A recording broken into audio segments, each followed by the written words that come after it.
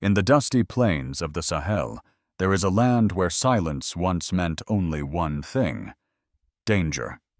The silence was broken by bombs, ambushes, and the cries of families forced to flee their homes.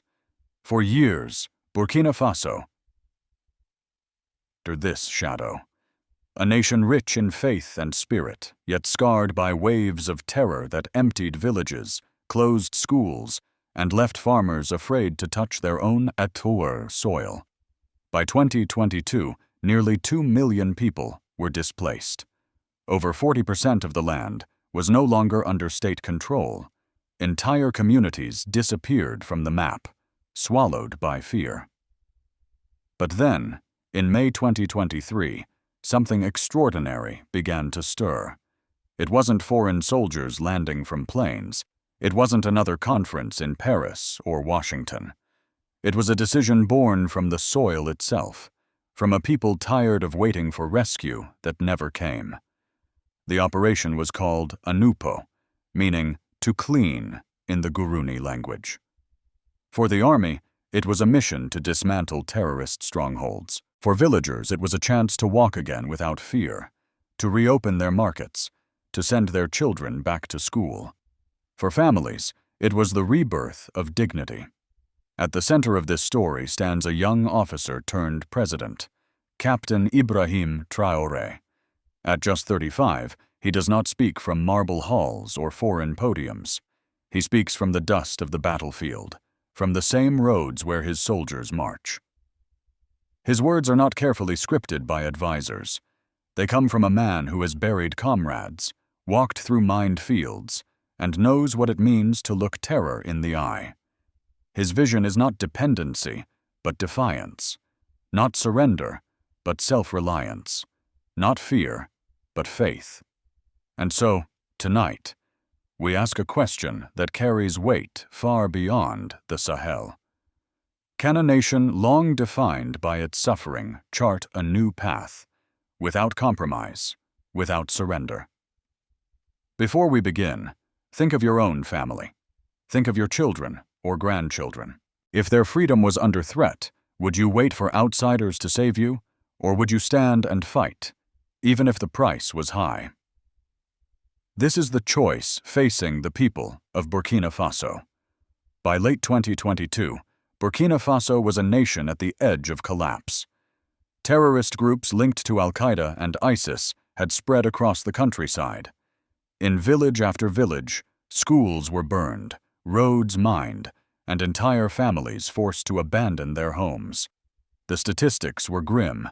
More than 2 million Burkinabé displaced, thousands of schools shut down, and over 40% of the country's land outside government control. International coalitions had promised security, yet the attacks multiplied. Food aid arrived, but it never replaced safety. It was in this climate that Ibrahim Traoré seized power, promising a break from the old order. He declared bluntly, "There will be no negotiation with terrorists, only resistance, only victory." These were not the words the international community expected from a young soldier. But for the Burkinabé people, who had grown tired of endless dependency on foreign troops and broken promises, it was exactly the message they had been waiting to hear. The plan began in May 2023 under the codename Operation Anupo. The goal was clear: reclaim the villages, dismantle terrorist bases, and prove that Burkinabé blood, not foreign boots, would decide the country's future. For 5 tense days, soldiers advanced alongside community volunteers. Farmers, traders, and even school teachers joined the fight as part of the volunteers for the defense of the homeland. These were ordinary people with no formal training, yet they carried rifles at night and guarded roads by day. The army relied on 3 crucial tools: artillery, drones, and intelligence from villagers themselves. Unlike past strategies driven by foreign doctrine, this was tailored to Burkina Faso's own soil. Drones identified enemy hideouts, artillery provided the firepower, and locals guided the troops through forests and fields that outsiders could never navigate. It was risky, But it was precise. And it worked. Within days, 5 major terrorist bases were dismantled. Weapons caches were seized. Supply lines were cut. Roads once lined with hidden explosives were cleared, opening safe passage for the first time in years. Families began returning home. Markets reopened. Schools prepared to welcome children again. The impact was more than military. It was psychological. A young boy, only 10 years old, returned to his classroom after more than a year in hiding. He told his teacher, "I want to study to be a teacher, too. I don't want to carry a gun." That simple statement, whispered in a dusty schoolroom, captured what Anupo meant for the nation. It wasn't just about defeating insurgents. It was about reclaiming the future. Villagers echoed the same sentiment. In one town, after soldiers cleared the mines, a farmer kneeled down and touched his soil with bare hands. He had abandoned his land for months. Now he planted seeds again and told journalists, "We no longer walk with fear. We walk with hope." These words quickly spread across social media, becoming a rallying cry for a nation trying to rise from the ashes.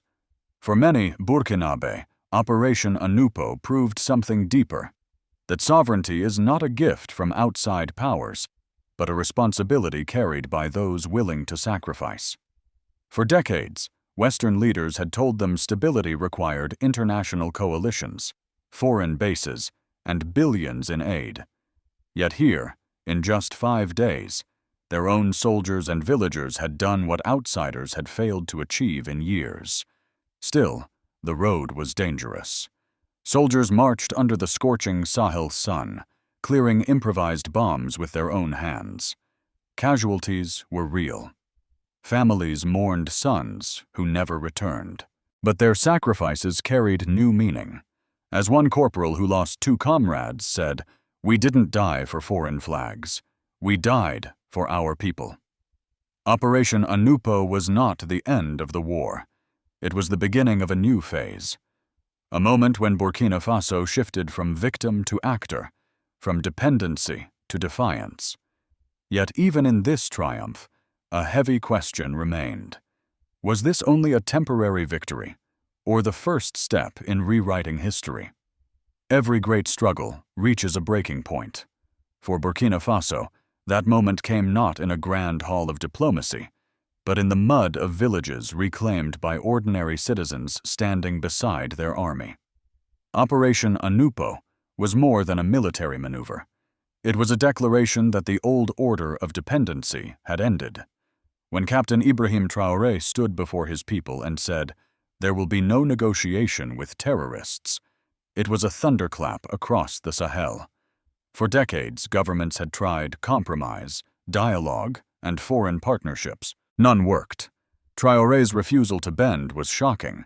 To some outsiders, it sounded reckless, but to his people, it was a spark of hope. At last, someone was speaking in their voice, not in the language of foreign capitals. Inside Burkina Faso, the atmosphere changed. Volunteers rushed forward to join the defense. Farmers offered intelligence about hidden camps. Mothers cooked food for militias who patrolled their villages at night. The nation's heartbeat was no longer despair. It was defiance. Across towns and cities, phrases like, "Our dignity is non-negotiable," and "We are the guardians of our destiny," appeared on banners, in songs, and online hashtags. Yet the outside world reacted differently. Western media outlets called Traoré a dangerous populist. Analysts in Washington compared him to another Gaddafi, warning that his policies might destabilize the region. Some French commentators dismissed his speeches as romantic nationalism, destined to fail. Even humanitarian organizations expressed concern that rejecting foreign assistance would leave millions vulnerable. But in the streets of Ouagadougou, the capital, the people responded with rallies, music, and chants. At one demonstration, thousands waved flags and sang, "No more dependency, no more fear." A group of young students carried a banner that read, "If America can declare independence, why not us?" The symbolism was unmistakable. The reaction spread beyond borders. In Mali and Niger, citizens drew inspiration from Burkina Faso's defiance. On social media, Pan-African voices hailed Traoré as a new Sankara, invoking the memory of the legendary Burkinabé leader assassinated in 1987. Across Africa, young people shared clips of his speeches, comparing them to the words of leaders who had once challenged colonial powers.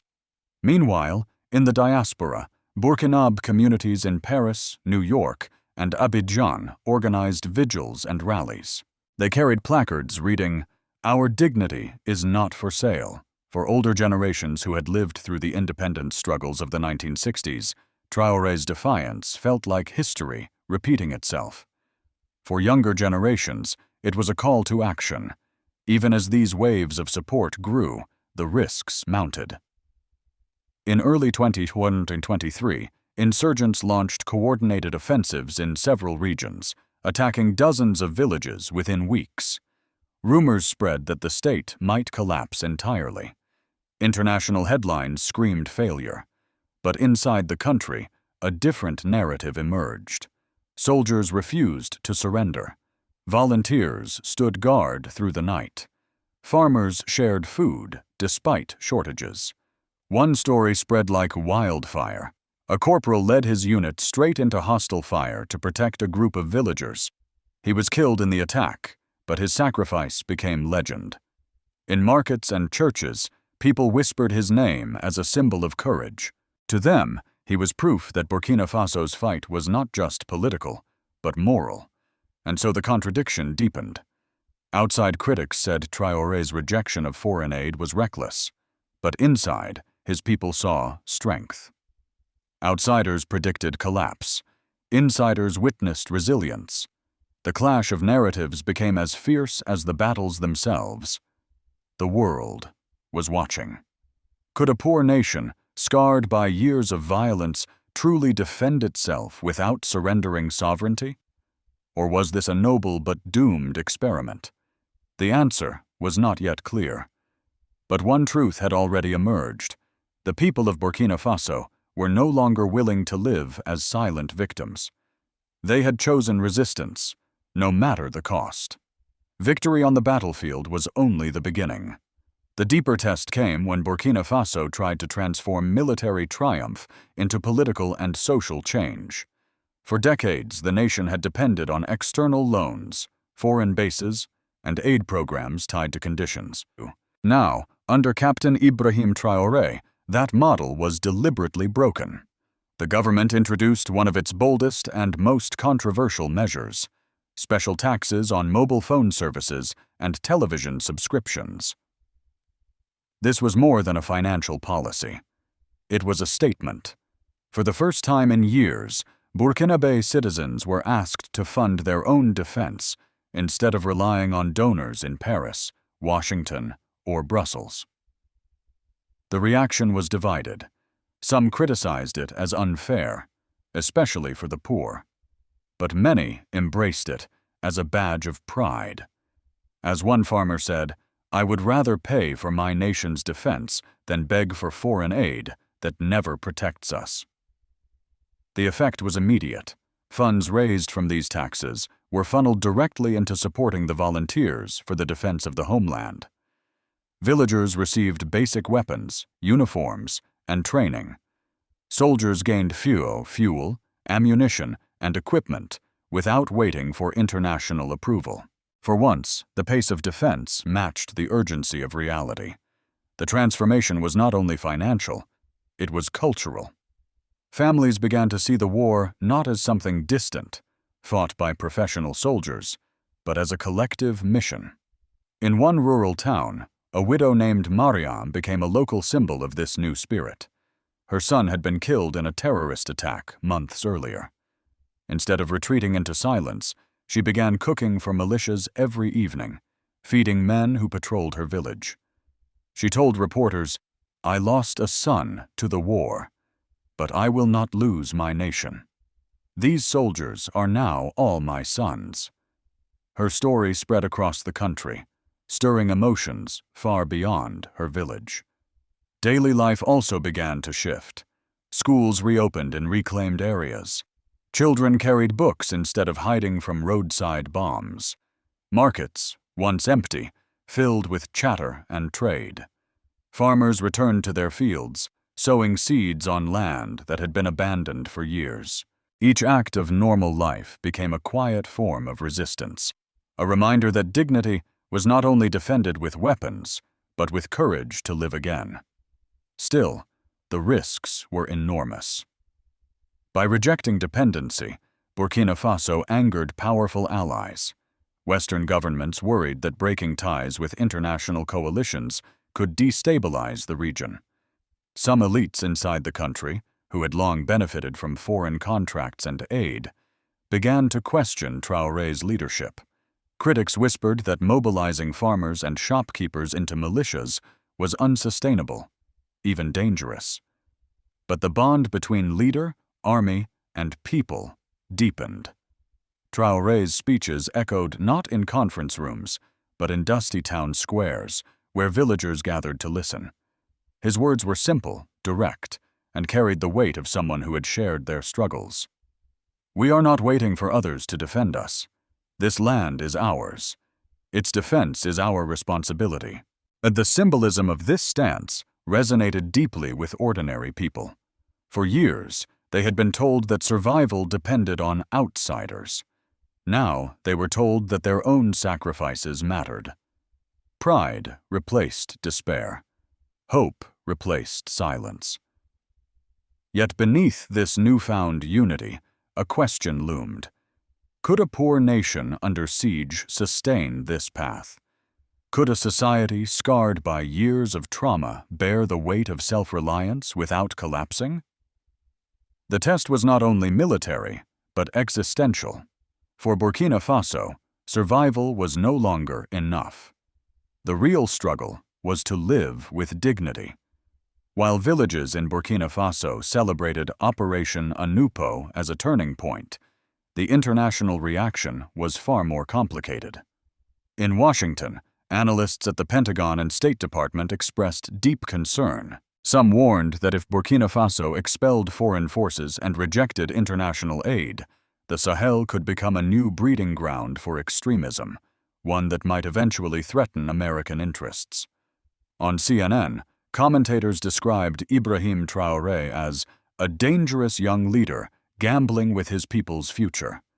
Across the Atlantic, in Paris, French officials were frustrated. For decades, France had maintained military and political influence in West Africa. Now, a 35-year-old captain had upended that model, insisting that Burkina Faso would no longer depend on foreign bases. French newspapers alternated between skepticism and alarm, calling Traoré's policies reckless nationalism. But across Africa, the response was different. In Mali and Niger, people celebrated Burkina Faso's defiance.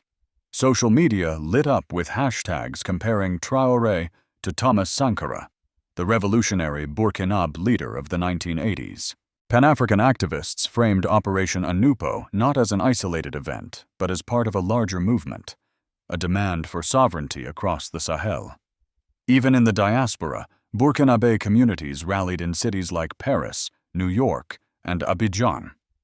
Older generations who remembered the independence struggles of the 1960s described Traoré's words as a return to dignity.